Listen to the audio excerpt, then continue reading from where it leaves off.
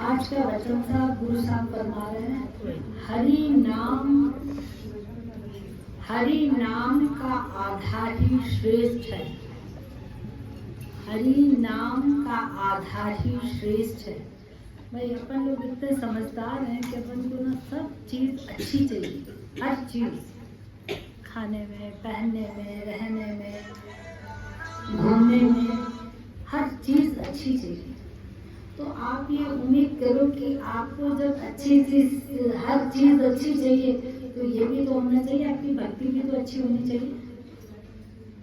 भक्ति भी तो अच्छी होनी चाहिए। भक्ति अपन ऐसा करते हैं, सुखमनी साहब के चौथी स्पति में खोजो तो क्या फर्क पड़ता है। सबसे बड़ी बात मैंने अभी देखी, मेरे को समझ में नहीं आ रहा है कि यहाँ पर जो लोग बैठे हैं वो पढ़े लिखे हैं कि अनपढ़ हैं, कौन से स्कूल में पढ़े हैं, क्या उनको स्कूल में सिखाया गया है कि आप 2 कदम घर कर जिसके पास जाते हो। आप देखो, अगर गमी में या खुशी में किसी के घर जाते हो तो आप उस व्यक्ति से तो मिलते हो ना, उस व्यक्ति से तो मिलते हो ना, जिसके घर आप आए उससे मिलते हो ना, कि कम से कम वो व्यक्ति देख ले कि भाई हमारी पार्टी में ये आया था, हमारे कीर्तन में आया था, हमारे गमी में ये आया था, उस व्यक्ति को पता होना चाहिए। तो आप अगर गुरु साहब के दरबार में आते हैं तो आप गुरु ग्रंथ साहब को मत्था भी नहीं टेकते, मत्था नहीं टेकते। वहां पर आकर जहां आए वहां बैठ जाएंगे। आप ये सोचो, अगर आप मेरे घर आओ और मेरे से ना मिलो तो मैं तो बोलूंगी आप आए नहीं थे, आपके घर में लगी।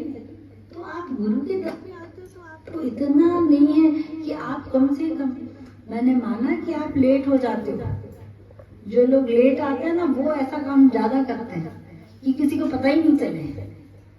लेकिन एक बात हमेशा याद रखना, गुरु साहब ने बताया, सहस्याण पर लख होता एक न चलेगा।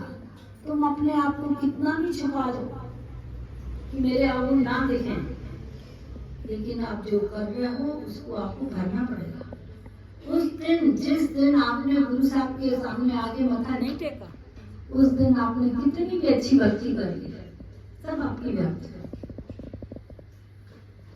भाई आप क्लास में बैठे नहीं और आप अपने दोस्त को बोल दिया कि जब मेरी अटेंडेंस लगेगी तो मेरे लिए यस सर बोल देना, उसने बोल दिया, आपकी अटेंडेंस वहां लग गई। लेकिन जो ज्ञान आपको उस पीरियड में मिलने वाला था वो मिला क्या? नहीं मिला। तो इसलिए आप अपने आप को संभालो, हर कदम पर ये व्यवहार है कि आप जो भी काम कर रहे हो वो सोच समझ के करो, आप जो भी बोल रहे हो सोच समझ के बोलो। आपने बोल दिया, सामने वाले ने कुछ समझ लिया, आपके प्रति क्या धारणा बनी है, क्या हुई, वो आपका अपना रहेगा। नहीं, हमको सोच समझ कर चलना है। तो इन बातों का अपन को ध्यान रखना पड़ेगा। अब हम देख रहे हैं कि हरि के नाम का आधार श्रेष्ठ है, तो हम उसको श्रेष्ठ कैसे बनाएं? अब भाई आप एक सुखमनी साहब का पाठ कर रहे हो, आप बोल रहे हो भैया मैं तो बहुत अच्छा काम करता हूँ, मैं श्रेष्ठ काम करता हूँ, मेरा सुखमनी साहब का पाठ हो जाता है। अब आपकी परीक्षा की घड़ी है, और एक बात याद रखना, जिंदगी में कभी भी तब सफल होते हैं जब परीक्षा देते हैं। आप अपने गृहस्थी में तब सफल होते हो जब त्याग करते हो। जब त्याग करते हो तब आपको बुढ़ापे में वो सहारा मिलता है। हर चीज, जब तक आप कुर्बानी नहीं दोगे तब तक आपको सुख नहीं मिलेगा। इसलिए संत केदाराम साहब बोलते हैं, त्याग तो तारे मजो तो मारे। तो आप ये समझ लेना कि जिस काम में आपको मजा आ रहा है।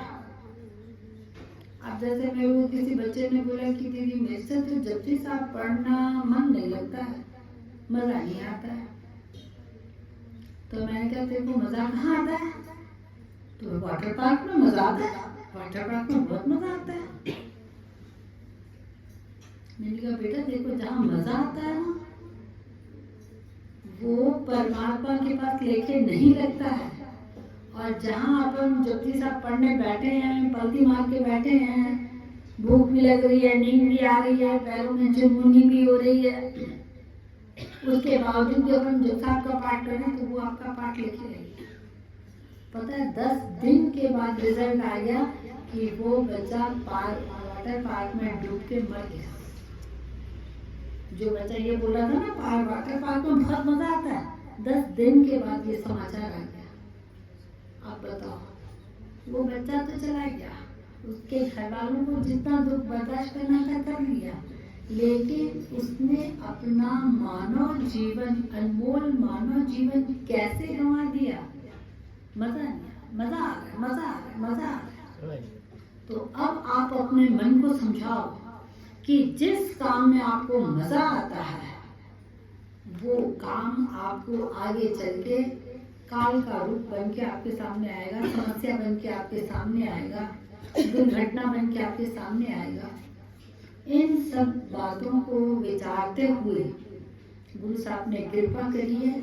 अभी आपकी परीक्षा की घड़ी है। मैं मान रही हूँ कि अभी दिवाली का टाइम आ रहा है, आपके जेंट्स लोगों के बिजनेस में भी सीजन लगेगी, लेडीज के घरों में सफाइयाँ भी होंगी, नए कपड़े भी सिलाएंगे, मिठाइयाँ भी खाएंगे, घर को भी बनाएंगे। लेकिन नहीं, आप एक बात सोचो, सपोज मैं तैयार होकर किसी पार्टी में जा रही हूँ और मैंने इतने अच्छे कपड़े पहने, इतने अच्छे गहने पहने, इतना अच्छा मेकअप किया है कि जिस पार्टी में मैं जाऊंगी वहां पर सिर्फ मैं दिखाई दूंगी, इतनी अच्छी तैयार हुई। अब क्या हुआ कि रास्ते में हो गया एक्सीडेंट। अब एक्सीडेंट हो गया तो आप बताओ, मेरे पैर में फ्रैक्चर आया है, मेरे सिर में से खून निकल रहा है, मेरा बहुत अच्छा मेकअप किया हुआ है, तो मैं पार्टी में जाऊं या हॉस्पिटल जाऊं? कहाँ जाऊं? मेरे सिर में से खून निकल रहा है और बहुत अच्छी साड़ी पहनी है, बहुत अच्छा मेकअप किया है, बहुत अच्छे गहने पहने हुए हैं, अब मैं कहाँ जाऊं? अगर मैं पार्टी में जा रही हूँ तो लोग बाग देखेंगे तो सही, और हॉस्पिटल में जाऊंगी तो शायद गहने भी उतार ले।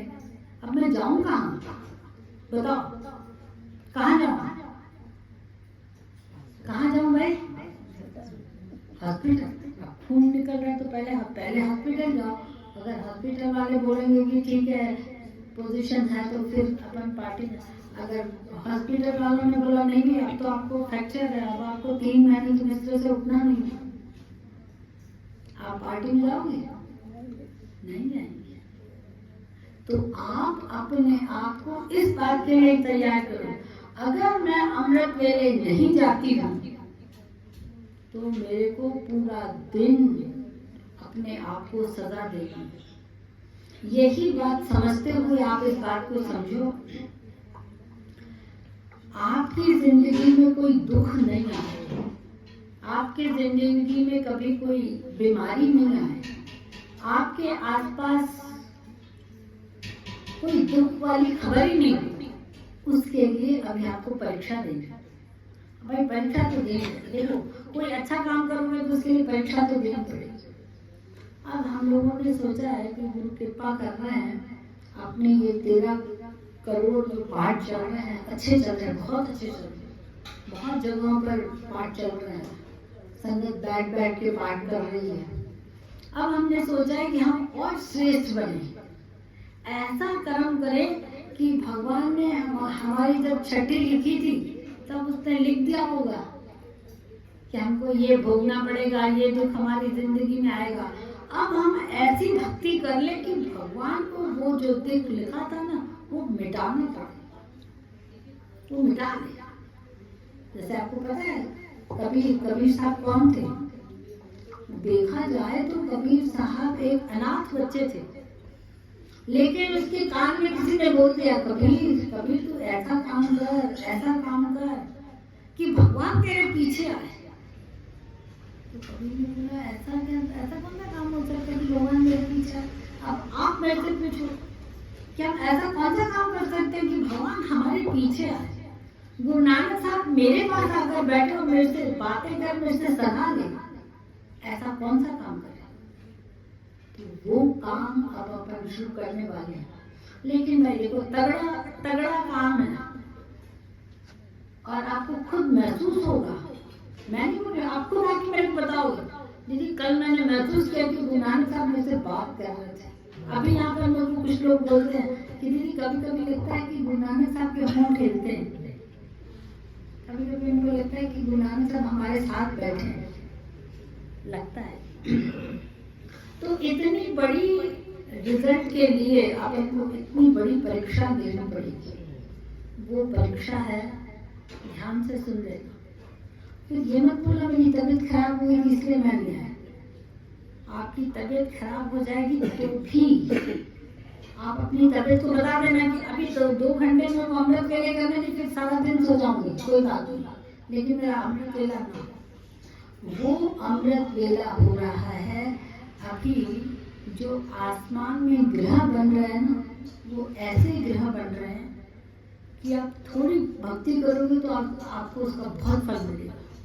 ऐसे ग्रह बन रहे हैं और इन ग्रहों के बारे में सबको पता नहीं रहता। सब ठीक है, सूरज ग्रहण होता है, चंद्रमा ग्रहण होता है, कुछ लोग उसको वारते हैं, कुछ लोग नहीं वारते हैं। जो वारते हैं वो खुश रहते हैं, जो नहीं वारते वो आगे चल के दुख सहते हैं, फिर बोलते हैं कि हमारी किस्मत ही ऐसी। जब दुख आता है ना तब अपन बोलते हैं हमारी किस्मत ही ऐसी। तो ये जो अपना शुरू हो रहा है, एक 19 अक्टूबर से लेकर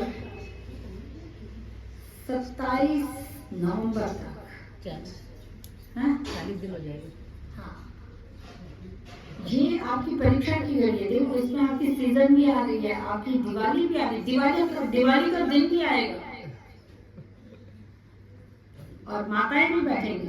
कुछ लोग माताओं को उपवास भी करते हैं, जो भी है वो आप अपना ही। लेकिन इन 40 दिनों में ये पाबंदी रहेगी कि 4 बजे सुखमनी साहब शुरू हो जाएगी। क्योंकि 4 बजे सुखमनी साहब शुरू होगी तो अपन कोशिश करेंगे लगभग 5:15 साढ़े 5 तक समाप्त हो जाए। फिर आप बहाना नहीं बनाओगे स्कूल, बच्चों को स्कूल भेजना। अगर कभी आपको अपने बच्चों को पाठ पूरा नहीं हुआ और स्कूल बच्चों को मिस करना पड़ रहा है तो मिस कर लेना, क्योंकि उस बच्चे पर गुरु की कृपा होगी।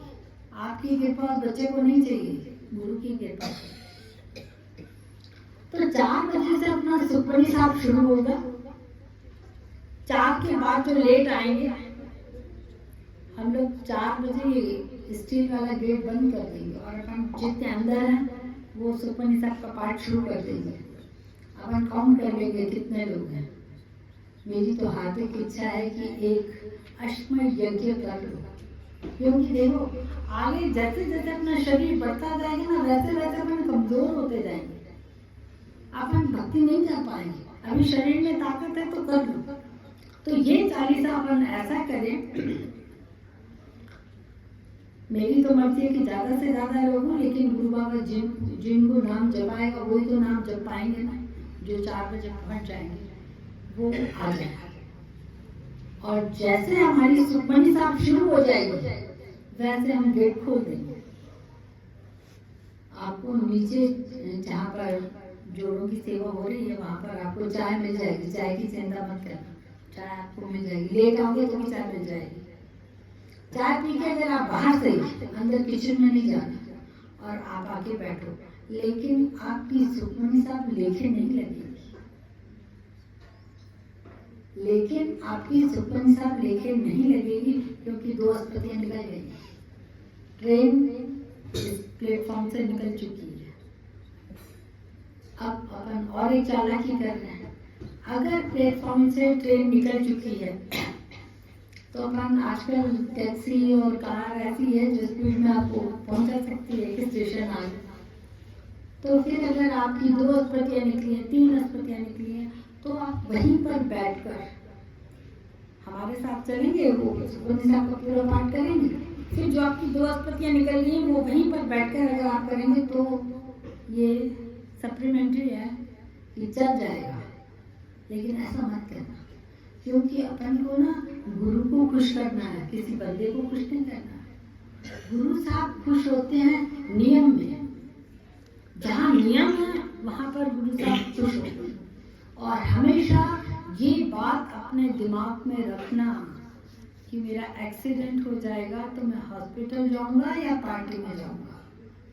मेरा एक्सीडेंट नहीं हो जाएगा तो मैं पार्टी में जाऊंगा। आपको गुरु साहब की पार्टी में आना है। अपने मन का कलयुग आपको आपका एक्सीडेंट कर दे ऐसी पोजीशन मत लाना।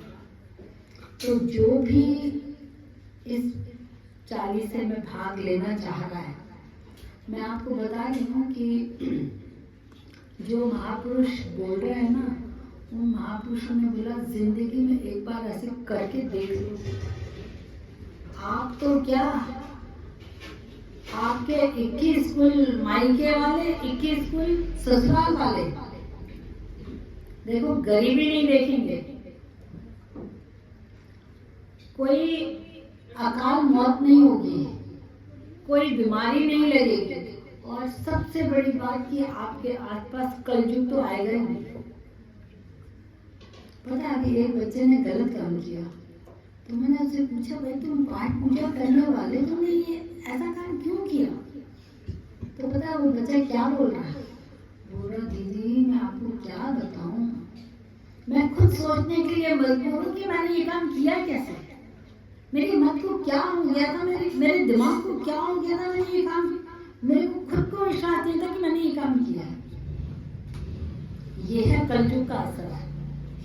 कलयुग हमारी चाबी अगर थोड़ी सी इधर उधर कर देता है ना, तो हमारा जो भी अपन ने पाठ किया, जो भी अच्छे काम किए, जो भी किया, वो सब चला जाए।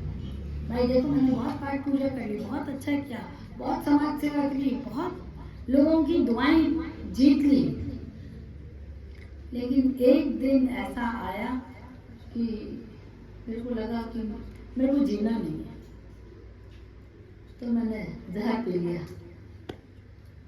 जहर पी लिया तो रिजल्ट क्या है? जिंदगी खत्म।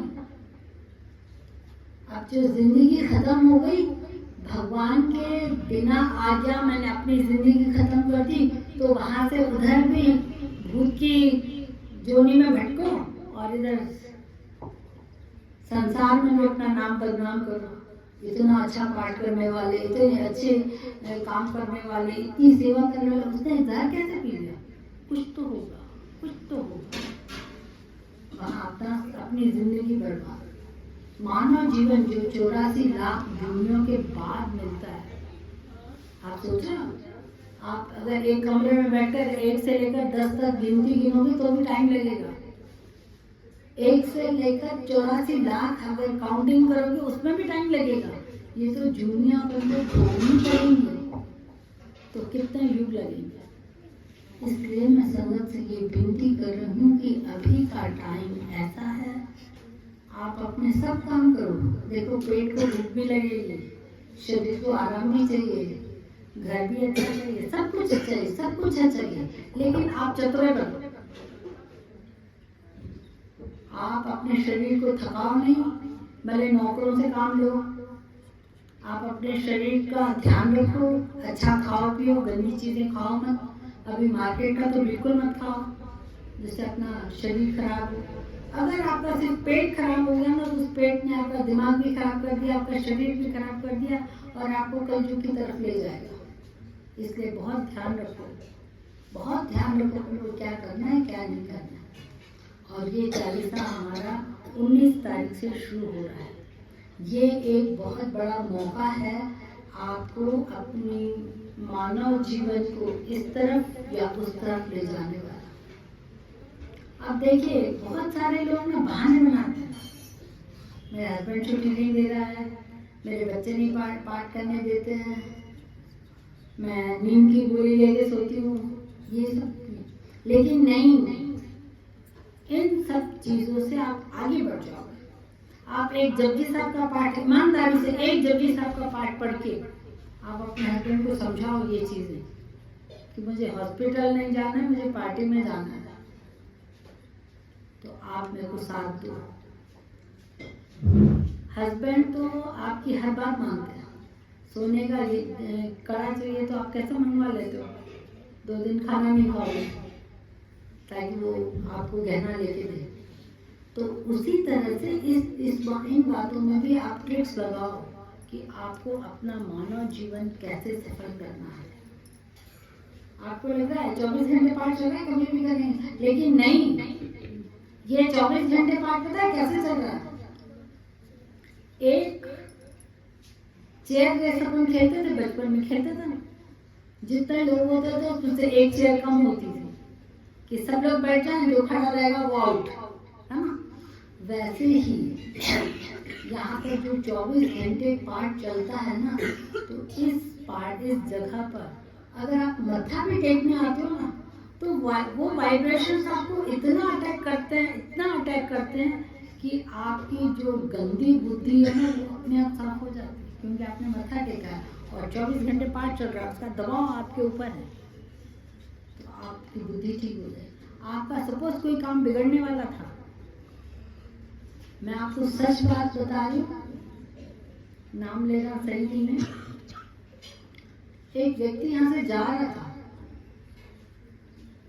ऑपरेशन के लिए, तो उसने बोला अरे यार ऑपरेशन होगा, पता नहीं कैसा होगा, यहाँ से मत्था टेकता चलता। वो अंदर आया, मत्था टेका तो उस समय ऐसा कुछ परमात्मा ने व्रत बनाई कि जपजी साहब पर जिसकी बारी थी वो आया ही नहीं।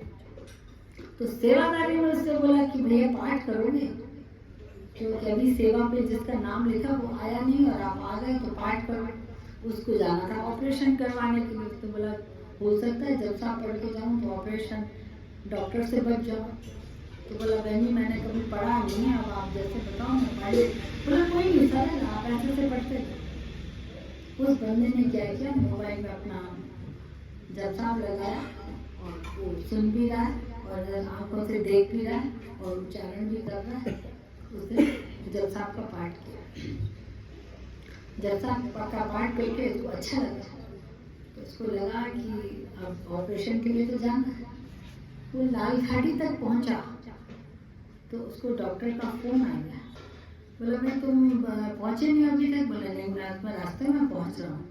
तो बोला एक काम करो, आज मत पहुंचो, तुमको ये टेस्ट मैं व्हाट्सएप पे भेज रहा हूँ, ये टेस्ट करवा के और फिर तुम कल आओ। ठीक है। वो वहां से वापस आया, तो उसका मन बोला एक जब साहब पढ़ के गया तो एक दिन ऑपरेशन टल गया है, अब दूसरी बार अगर पढ़ के जाऊंगा तो कुछ हो सकता है। वो वापसी में आके और एक बार जब साहब पढ़ गया, सारे टेस्ट करवा के दूसरे दिन तैयारी कर ली। वो तैयारी करने से पहले फिर उसने आके यहाँ जब साहब पढ़ा। अब वो डॉक्टर के पास गया, 11 बजे डॉक्टर के पास पहुंचा, सारी रिपोर्ट्स लेके ऑपरेशन थिएटर में बैठा हुआ है। ऑपरेशन थिएटर में, ऑपरेशन गाउन में, ऑपरेशन बेड पे वो व्यक्ति बैठा है। बस डॉक्टर को लाइट ऑन करनी थी और उसके चीरा फाड़ी के सारे सामान उसको दिख रहे थे, सब दिख रहा था। तो इसने बोला कि अब क्या करूँ, तो उसको एक ओंकार, अब मरता है क्या मैं करता, एक ओंकार पढ़ना शुरू कर दिया। इतने में जो डॉक्टर था वो आया अंदर, उस डॉक्टर का मोबाइल बजा। डॉक्टर को फोन आया कि जिस पेशेंट का तुम ऑपरेशन करने जा रहे हो उसकी एक टेस्ट और करवा दो, फिर ऑपरेशन करते हैं। वो बड़ा डॉक्टर था, उसने छोटे डॉक्टर को फोन किया कि भाई ऑपरेशन, उसने किया, उसकी वो टेस्ट करवाई। वो टेस्ट करवाई तो उस बड़े डॉक्टर ने बोला तुमको तो ऑपरेशन की जरूरत ही नहीं, तुम एक गोली सवेरे लो, एक गोली शाम लो, तुम वैसे ठीक हो जाओ। बोले डॉक्टर साहब मैं 28,000 रुपए हॉस्पिटल में जमा कर चुका हूँ मेरे ऑपरेशन के लिए, 28,000 रुपए जमा कर चुका हूँ। बोला वो कोई बात नहीं, वो आपको वापस मिल जाएंगे। आप अपने दिमाग पर जोड़ दो, इस जमाने में 28,000 हॉस्पिटल में जमा है और वो आपको वापस मिले, हो ही नहीं सकता। पता है डॉक्टर ऐसे भी कहते, एक छोटा सा चीरा लगा के ये करके बोले हो गया आपका ऑपरेशन, 28,000 तो मिलेंगे। लेकिन नहीं, उसके साथ वो जो यहाँ के वाइब्रेशंस थे, जो जपजी साहब की ताकत थी, वो क्या रूप लेके उसके साथ गई और कैसे उसकी तकलीफ को कम किया, ये आप समझ सकते। तो अगर आप अपनी जिंदगी से प्यार करते हो, अगर आप चाहते हो कि हम बहुत सुखी रहें और अच्छे रहें, बहुत अच्छे रहें, तो आपको परमात्मा के लिए कुर्बानियां देनी पड़ेंगी। भाई आप बहुत अच्छा मेकअप कर रहे हैं, लेकिन बिंदी यहाँ लगाने की जगह पर यहाँ लगा रहे हैं। आपका लुकिंग बहुत अच्छा है, मेकअप बहुत अच्छा किया है, कपड़े बहुत अच्छे पहने हैं, सब कुछ है, लेकिन आपने बिंदी यहाँ लगाने की जगह पर यहाँ लगाई है, तो लोग आपको किस नजर से देखेंगे? या तो अनाड़ी है, या तो उसको पता नहीं चल रहा है कि बिंदी यहाँ लगी है, तो आप यहाँ से बिंदी उखाड़ के यहाँ लगा देंगे। उसी तरह से जब आप भगवान के पास आते हो ना, तो अपने आप को तैयार करो। मेरे से कोई गलती तो नहीं होगी, मैंने जोड़े सही उतारे, मैं गुरु साहब के पास जा रहा हूँ, ठीक हूँ, मैंने नहाया है। और कोशिश करो कि अगर गुरुद्वारे आते हो ना, तो धुले हुए कपड़े पहन के आओ, थोड़ी सी हल्की सी सेंट भी लगा के आओ तो बहुत अच्छा। क्योंकि मैंने देखा मैं कल दोपहर को पाठ कर रही थी, थकी हुई थी, थोड़ी हल्की सी नींद भी आ रही थी, लेकिन वाली पे कोई नहीं आया था, तो मेरे को बिठाया गया, मैं बैठी। जैसे मैं बैठी और मेरे को ऐसे लग रहा था कि नींद आ रही है, इतने में एक व्यक्ति माथा टेकने आया। मैंने नजर उठा के देखा नहीं कि वो कौन व्यक्ति था, भगवान जाने कौन था। मेरी मन की उसको इतनी दुआएं लगी। जैसे वो अंदर आया ना, उसको इतना अच्छा सेंट लगा हुआ था, उसने गुरु साहब को जो चक्कर लगाया ना, उससे मेरी नींद गायब हो गई, खुशबू आ गई, मेरी नींद गायब हो गई। मैं सोची थी गुरु साहब ऐसी भी व्रत बनाते हो आप? मैंने बड़ी मुश्किल से टाइम निकाला था, अगर वो टाइम में नींद में मैं पाठ नहीं पढ़ती और नींद आ जाती तो मेरा टाइम वेस्ट होता। लेकिन देखो गुरु साहब किस तरह, तो गुरु साहब के पास आने के ये तरीके हैं।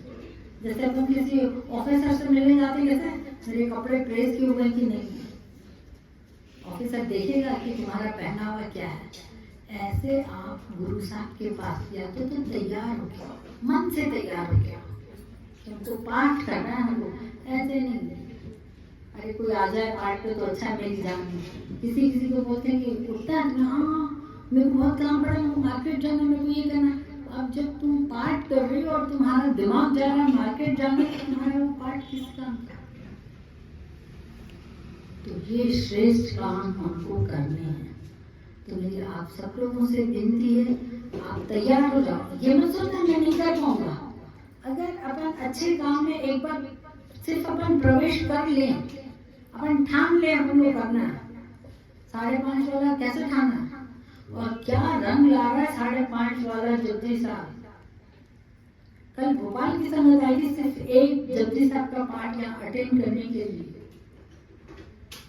मेरे को जो दो लेडी आई थी ना, जो कार में गई थी ना, वो है ना, जो उन्हें कार बाहर रोक के उन्होंने हाथ जोड़ के दी गई। तो मैं आपको ये बताना चाह रही हूँ कि देखो ये एक नियम बन गया ना, उस नियम में 100 काम छोड़ के आप वहां पहुंचो, आपको उसका फल जो मिलेगा वो देखने लायक होगा। बाकी आप करोड़ों रुपए कमाकर बैंक में रख के जाओ, लोग आप खुश हो जाएंगे, अच्छा पैसे कमा के खुद चला गया, आप अपन ऐश करेंगे। प्रॉपर्टियां मेरे नाम है, बहुत सारे नाम है, आंख बंद होगी तो पता नहीं कहाँ चली जाएंगी, पता ही नहीं चलेगा। प्रॉपर्टियों में टाइम वेस्ट किया, भगवान को टाइम नहीं दिया। इसलिए सयाने बनो, भगवान को टाइम देना, श्रेष्ठ काम करना है। बोल गुरुनानक देव की जय।